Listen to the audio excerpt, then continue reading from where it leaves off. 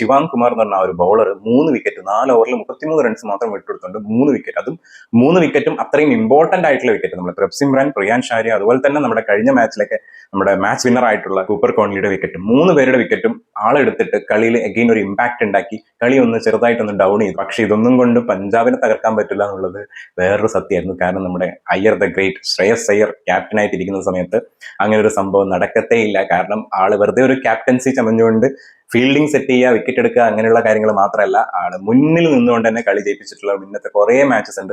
ആ ഒരു സംഭവം ഇന്നലെയും കാണാൻ പറ്റി. 33 ബോളിൽ 69 റൺസ്, 5 4 5 6, എഗെയിൻ നമ്മുടെ പ്രിയാൻ ഷാരി അടിച്ച അതേ സ്റ്റൈലില്.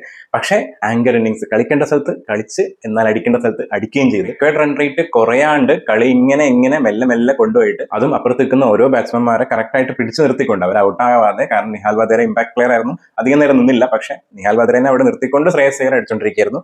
നിഹാൽ വധേര ഒന്ന് അടിച്ചു നോക്കിയപ്പോഴാണ് ഔട്ടായത്. പക്ഷെ അവിടെ ശ്രേയസ് അയ്യർ ഓൾറെഡി നല്ല രീതിയിൽ അടിച്ച് കളി ജയിപ്പിക്കേണ്ട ഒരു സ്റ്റേജിലോട്ട് എത്തിയിട്ടുണ്ടായിരുന്നു. പക്ഷെ എന്നാലും കളി ഒന്ന് തിരിച്ചു പിടിക്കാൻ പറ്റുന്ന രീതിയിലായിരുന്നു ശരിക്കും SRH ഇന്നലെ ഉണ്ടായിരുന്നത്. പക്ഷേ SRH നല്ലൊരു ബൗളറിന്റെ കുറവുണ്ടായിരുന്നു. കാരണം ശിവാങ് കുമാറിനെ എല്ലാം ഒറ്റയ്ക്ക് ചെയ്യാൻ പറ്റില്ലല്ലോ, ബാക്കിയുള്ള ബൗളേഴ്സിന്റെ സപ്പോർട്ട് കുറവായതുകൊണ്ട് തന്നെ പിന്നീട് ഇറങ്ങിയ നമ്മുടെ ബോളിംഗിൽ ഓൾറെഡി സൂപ്പർ സ്റ്റാർ ആയിട്ടുള്ള ശശാങ്ക് സിംഗ് ഇറങ്ങി.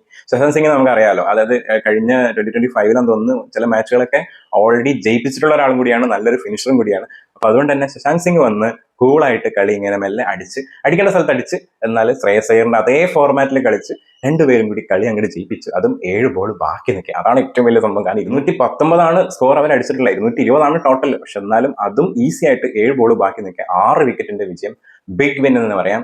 അങ്ങനെ ഇന്നലെ PBKS അൺബീറ്റൻ ആയിട്ട് വീണ്ടും ജയിച്ചിരിക്കുകയാണ്. അതും ശ്രേയസ് അയ്യർ തന്നെ മുന്നിട്ടിറങ്ങിയിട്ട് മികച്ച ക്യാപ്റ്റൻസി, മികച്ച ബാറ്റർ, മികച്ച ഫീൽഡർ, എല്ലാം കൊണ്ടും പൊളി പ്ലെയർ ആണ് ശരിക്കും ശ്രേയസ് അയ്യർ. ഇന്നും ഡബിൾ ഹെഡർ മാച്ച് തന്നെയാണ് ഉള്ളത്. 2 മാച്ചസ് ഉണ്ട്.